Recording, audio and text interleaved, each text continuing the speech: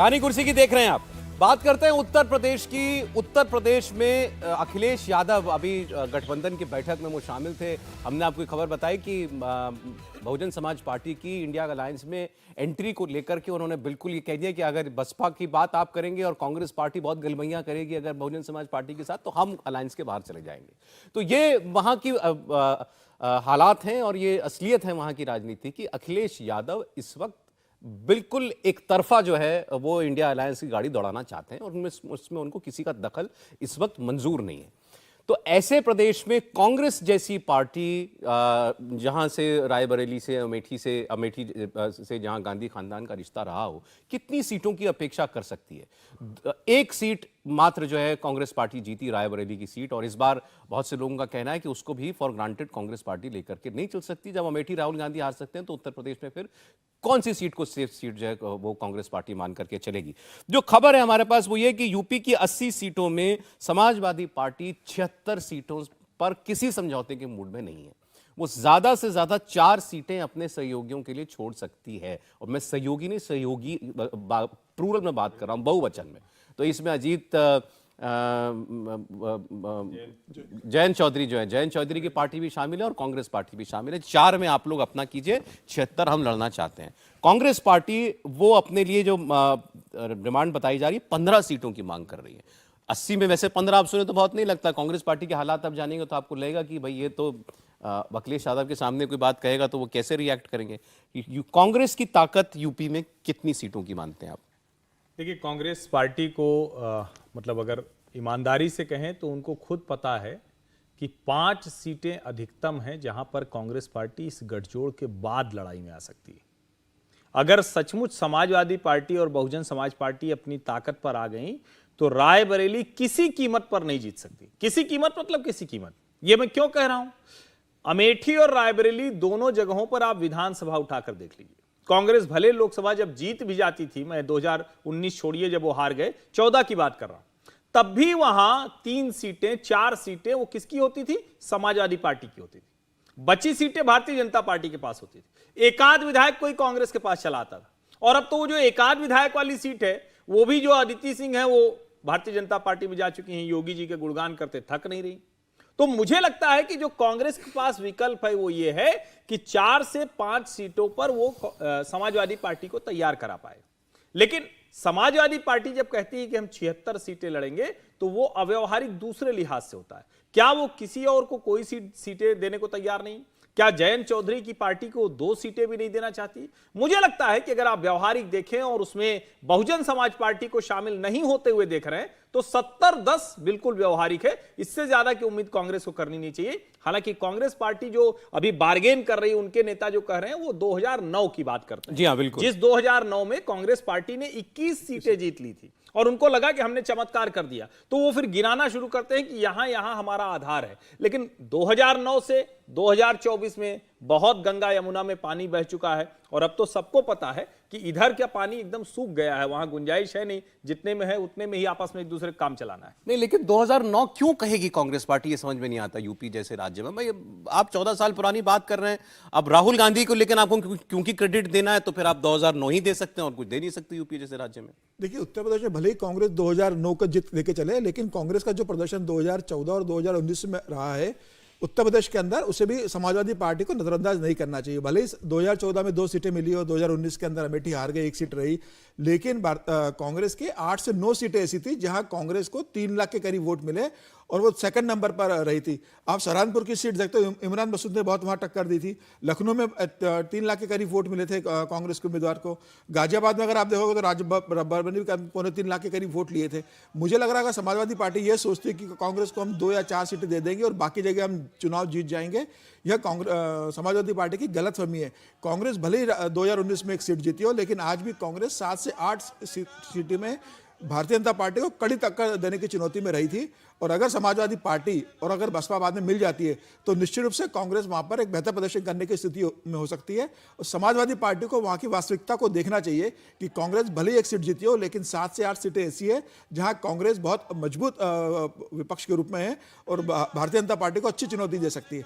तो मुझे लग रहा है कि कम से कम 10 सीटें कांग्रेस को अखिलेश यादव ने जरूर देना चाहिए। अगर वो चाहते हैं कि वो मिलकर भारतीय जनता पार्टी को रोके तो अखिलेश को बड़ा मन रखना होगा, व्यवहारिकता देखनी होगी, जमीन की सच्चाई पहचाननी होगी और 10 सीटें कांग्रेस को जरूर देनी होगी। अखिलेश यादव की दिक्कत यह है कि वो अपने दोनों ही साथियों के साथ, मतलब बसपा और कांग्रेस दोनों के साथ एक एक बार हाथ जला चुके हैं, 2017 में और 2019 में। इसलिए उनका मन खट्टा है, इसलिए शायद वो कह रहे हैं कि हम 76 सीट लड़ेंगे। देखिए, अखिलेश यादव का अनुभव जो है वो कांग्रेस के साथ बहुत अच्छा नहीं रहा है। उनको लगता था कि सामाजिक समीकरण शायद संभवतः 2019 में उनके लिए काम कर जाएगा, लेकिन कांग्रेस पार्टी की वैसा वजूद नहीं रहा है उत्तर प्रदेश में। सबसे महत्वपूर्ण प्रश्न ये आएगा कि क्या राहुल गांधी अमेठी से चुनाव लड़ेंगे?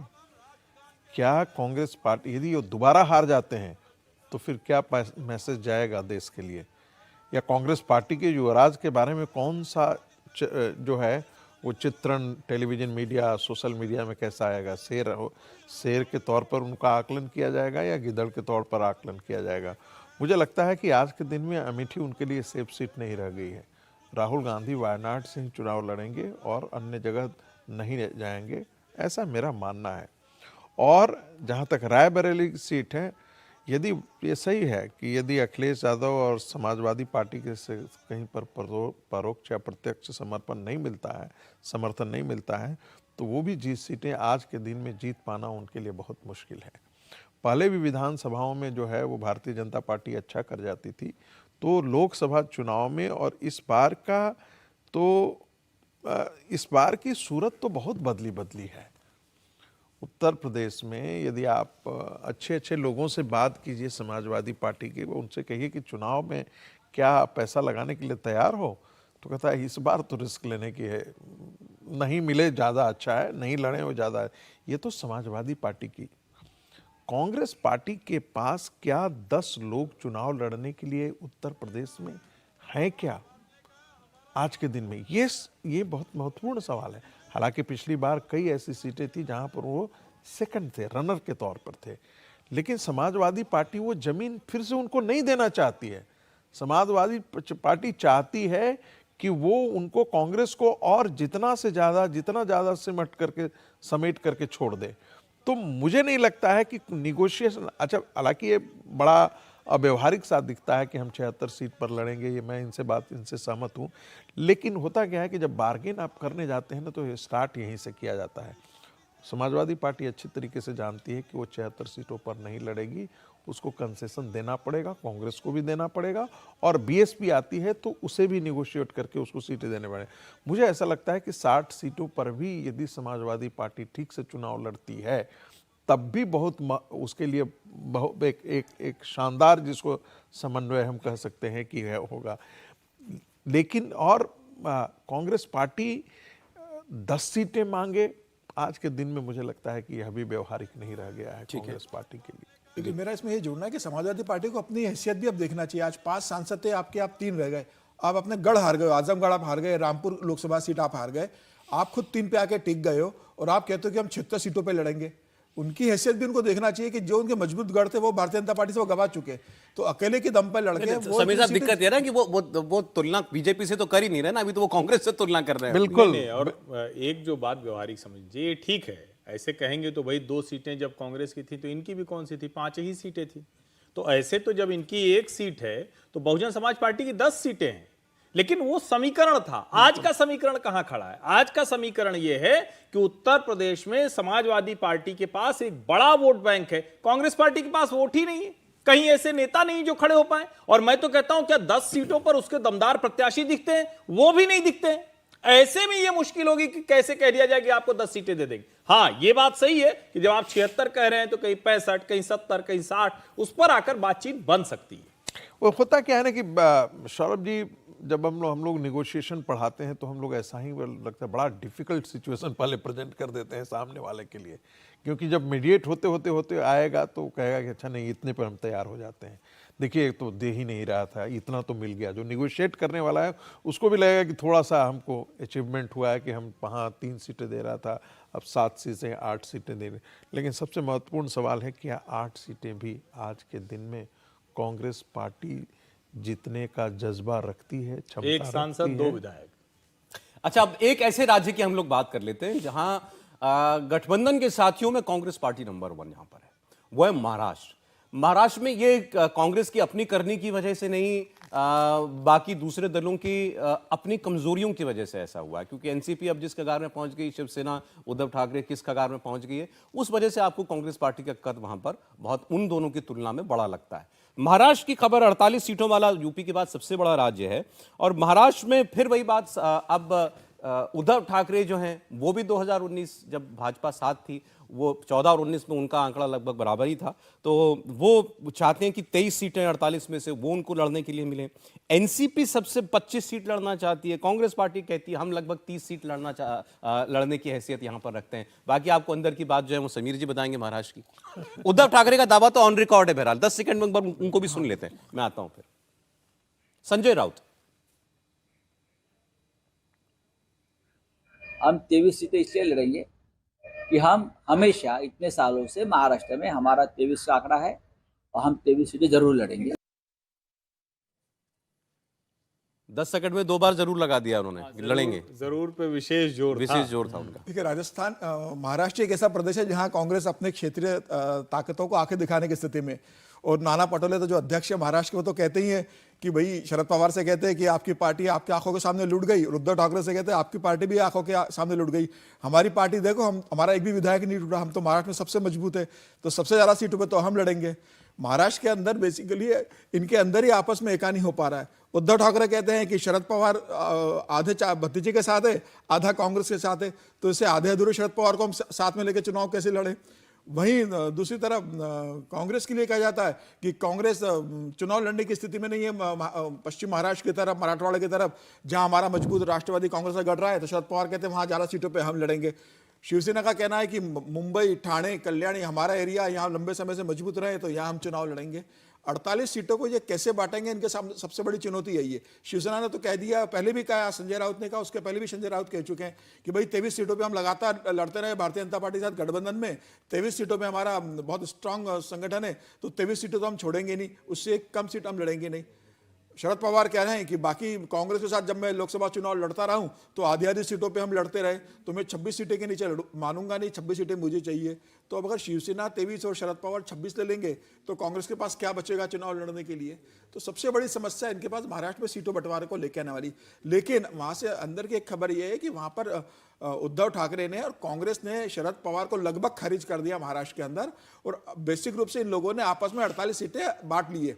इन्होंने मान लिया कि शरद पवार इनके साथ गठबंधन में नहीं है, और ये चाहते भी है कि शरद पवार इनके साथ नहीं रहे, क्योंकि इन्हें पता है इनकी पूरी ताकत अजीत पवार ले चुके हैं। शरद पवार के पास उम्मीदवार भी नहीं है अपनी जगह उतने उम्मीदवार खड़े करने के लिए, और उसके बाद इनके पास इस बात का भी डर है कि शरद पवार अगर 5-7 सांसद जीत कर आए और कभी कुछ ऐसी स्थिति बनती है कि विधानसभा चुनाव में कुछ उनको बेनिफिट मिलता है, तो मालूम पड़ा वो अजीत पवार के साथ चले गए वापस, क्योंकि 3 महीने बाद ही विधानसभा चुनाव अक्टूबर में महाराष्ट्र में होने वाले।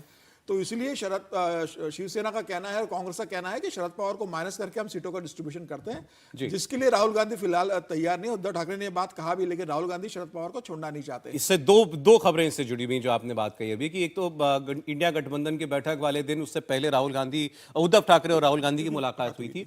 अभी जंतर मंतर की प्रोटेस्ट से राहुल गांधी शरद पवार के साथ उनकी गाड़ी में बैठ करके निकले, उनके घर गए राहुल गांधी। तो जो बात आप कह रहे हैं वो सही लगती है कि राहुल गांधी शरद पवार का साथ छोड़ने के लिए। सुप्रिया सुले के भी उन्होंने ये बोल दिया है कि कांग्रेस आपका पूरा सपोर्ट करेगी, और महाराष्ट्र में आपकी जितनी वाजिब मांगे होगी सीटों को लेके हम उस पर आपका समर्थन करेंगे। लेकिन महाराष्ट्र की स्थानीय जो कांग्रेस है वो किसी भी तरीके से शरद पवार को साथ में लेने को तैयार नहीं हो रही। वो राहुल गांधी को यही मैसेज भेज रहे हैं कि आप शरद पवार पे भरोसा मत करो, जैसे अजीत पवार चले गए वैसे भी शरद पवार चले जाएंगे, नुकसान हमें उठाना पड़ेगा, आप शरद पवार को माइनस करके चुनाव लड़ो। यही महाराष्ट्र प्रदेश इकाई की राहुल गांधी को सलाह है, लेकिन अभी राहुल गांधी शरद पवार को साथ छोड़ने को तैयार में नहीं है।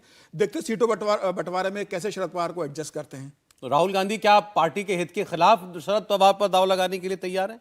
आपको लगता है यही समस्या मतलब महाराष्ट्र के प्रदेश इकाई को लग रही है। मुझे लग रहा है कि राहुल गांधी शरद पवार का पक्ष रखेंगे और शरद पवार को एक सम्मानजनक सीटें जरूर देंगे वो। नहीं, लेकिन इसमें एक बात ये भी है ना, आप शरद पवार को यूं खारिज कर देंगे और महाराष्ट्र में गठजोड़ चला लेंगे, ये तो मुझे बड़ा अव्यवहारिक सा दिखता है। ये ठीक है आप ये कहें कि अजीत पवार के पास ताकत ज्यादा चली गई, लेकिन अगर इस खेमे की बात करेंगे तो यहां का सबसे बड़ा नेता तो शरद पवार है। ठीक है, देवेंद्र फडणवीस एक बड़े नेता के तौर पर उभर रहे हैं। हर रणनीति उन्होंने शरद पवार और उद्धव ठाकरे की एक तरह से कहें कि बेकार कर दी है, भोथरी कर दी है, उसकी जो धार होती है। लेकिन इसका मतलब ये नहीं कि आप शरद पवार को कहें कि ना ना हम आपको सीटें नहीं देंगे, बिना आपके हम कर लेंगे। और अगर राहुल गांधी कह रहे हैं तो ये ठीक बात कह रहे हैं, राहुल गांधी की ये बात, क्योंकि नाना पटोले का उत्साह, नाना पटोले अपनी कितनी सीट अपने दम पर ले आ पाएंगे, कितना वो चला पाएंगे महाराष्ट्र की इकाई को। और महाराष्ट्र में राजनीतिक तौर पर जो कांग्रेस का नेतृत्व का संकट है वो बड़ा गंभीर है। कई नेता हैं जो खूब पटका पटकी कर रहे हैं। तो ऐसे में अगर शरद पवार जैसा नेता नहीं रहेगा तब तो उसमें से कितने बचेंगे, कितने कहीं और निकल जाएंगे, यह भी बड़ा संकट है। सबसे बड़ी बात कि शरद पवार, उद्धव ठाकरे और कांग्रेस की तरफ से राहुल गांधी ये बैठकर वहां तय कर पाए कि कितनी सीटें वो देख रहे हैं कि अब जीती जा सकती है, क्योंकि दोनों को अपनी ताकत बहुत अच्छे से पता है।